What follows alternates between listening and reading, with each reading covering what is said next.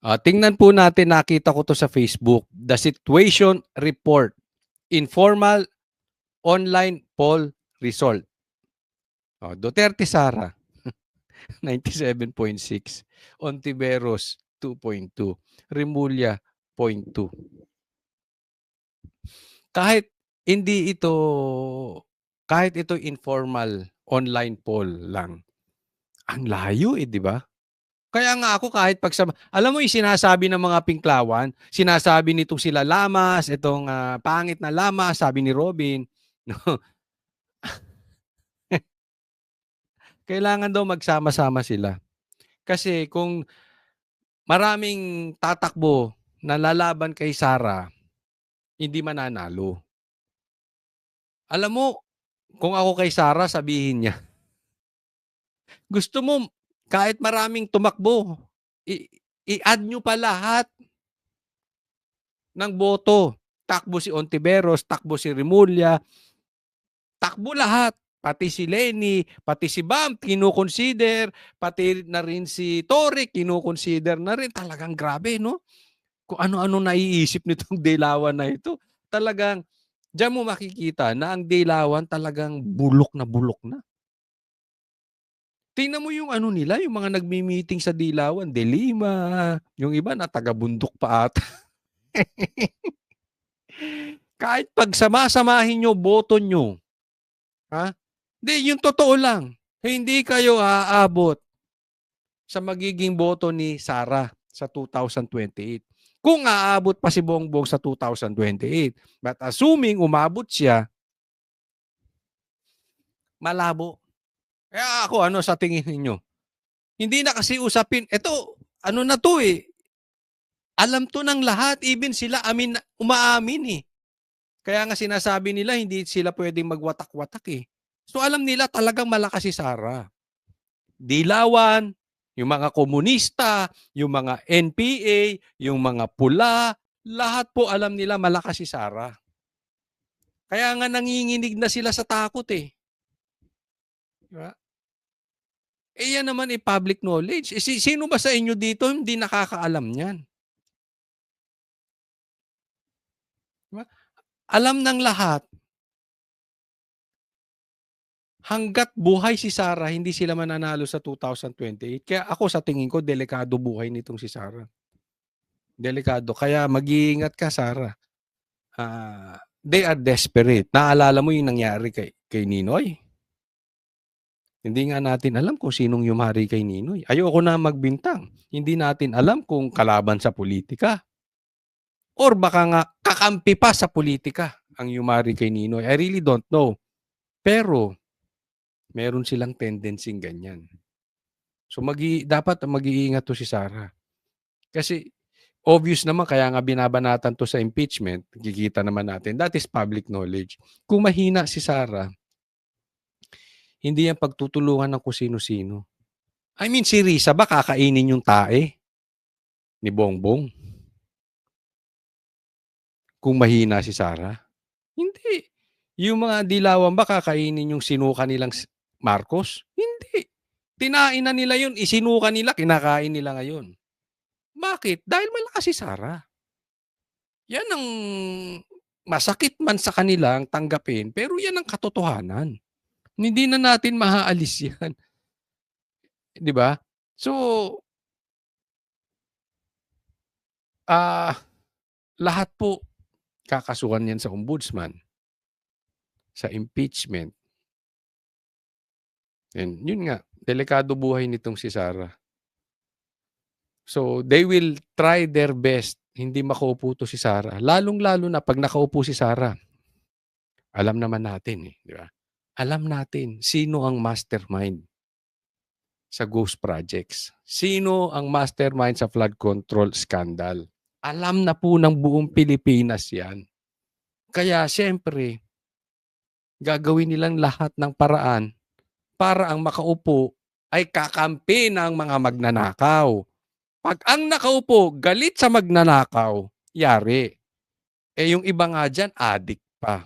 So pag ang nakaupo ay galit sa adik, yari din. So kailangan makaupo, galit sa adik. Pero ang tanong nga dito, aabot pa ba si Bongbong Marcos dahil may bukol? Ayun ang sabi ha, hindi natin alam kung ito'y totoo o hindi. Oh, pero sasagutin natin, ipapakita ko sa inyo yung video kung may bukol nga si Bongbong Marcos o hindi. Eto po yun. Eto po, nilabas ng bilyonaryo. So gusto ko po titigan yung mabuti. Doon sa may mga edad na nakatulad ko, isuot nyo na yung reading glass ninyo. I-zoom po ninyo. Ha? Kasi po ito'y sinend sa akin. At ilang beses kong ni-rewind, finorward, in-slow-mo, etc. etc. Ang tanong nila, Coach, tingnan mo to, may bukol. Coach, tingnan mo ito, parang nakakatiter. O, kasi 'di ba may sakit ito at nakaratay. So, for optics, probably baka kahit nakakatiter or kung ano man 'yan, hindi natin alam, kailangan siya lumabas. Baka sumaglit lang 'to tas babay na, ganyan-ganyan lang, kaway-kaway tapos na, no? Hindi natin alam, baka mahilo-hilo pa 'yan. Pero tingnan niyong mabuti. Ito naman ay nilabas ng bilyonaryo, ha? So ito ay legit. Assume kasi mainstream media 'to. Tingnan niyo pong mabuti, i-zoom niyo, oh. Oh. Ay kikita niyo? Ay hindi, nakikita niyo yung bandang kaliwa? Oh. Tapos parang may ballpen mahaba do'n 'no, may ballpen mahaba. Tapos doon sa bandang baba, doon sa baba ng packet, tingnan niyo yung bukol. Oh. Oh, 'yan. 'Di ba? Ah, ah. Kasi 'pag tiningnan mo naman sa likod, flat, eh, 'di ba? Hindi natin alam, yan ba ay taba?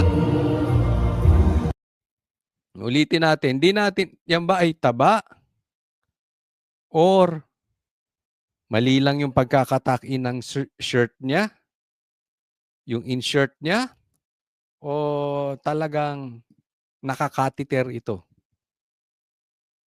Baka inoperahan, hindi natin alam, baka naka-plaster, 'no?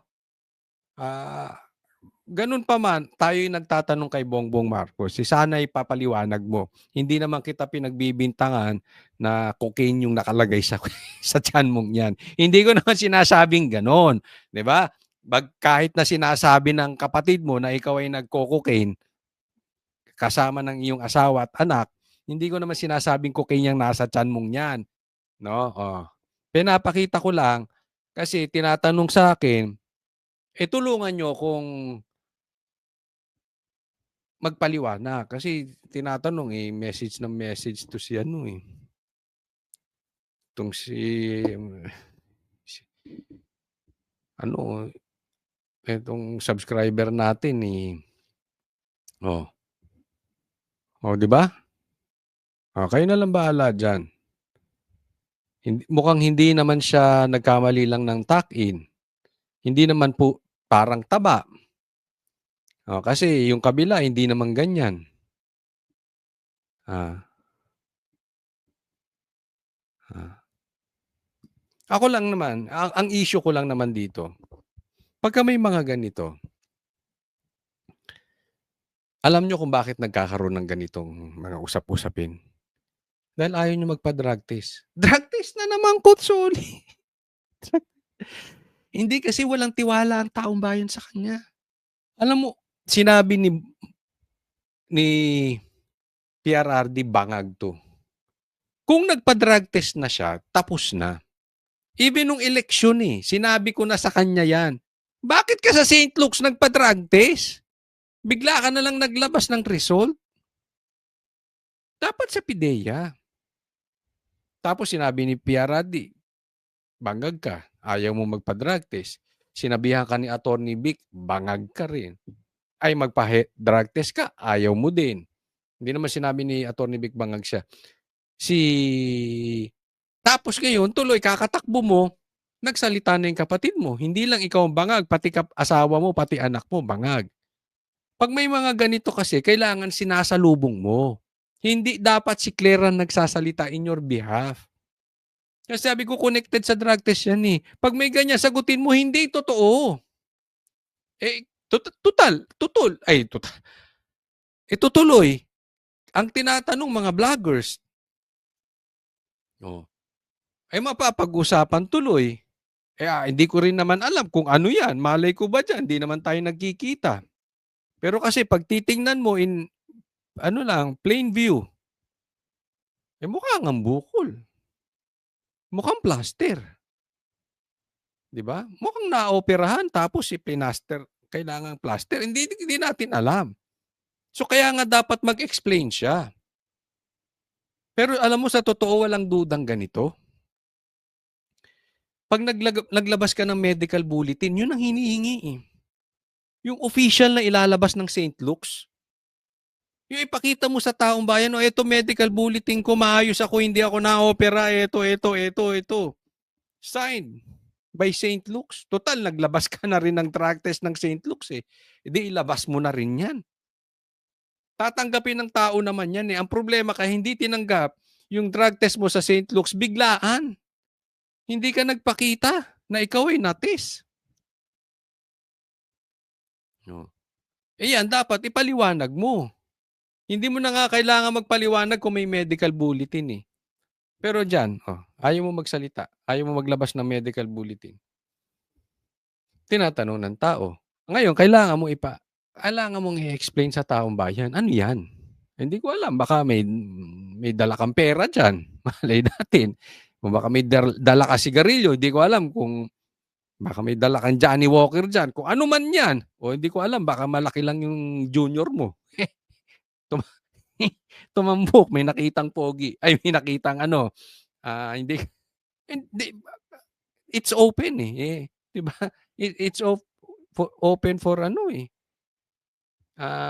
opinions, 'no? But one thing for sure, matambok nga. Matambok ka Bongbong Marcos, in fairness, matambok 'yan. Matambok 'yan, nandiya-diyaan sa harap mo. Pakisagot lang po, ano po iyan?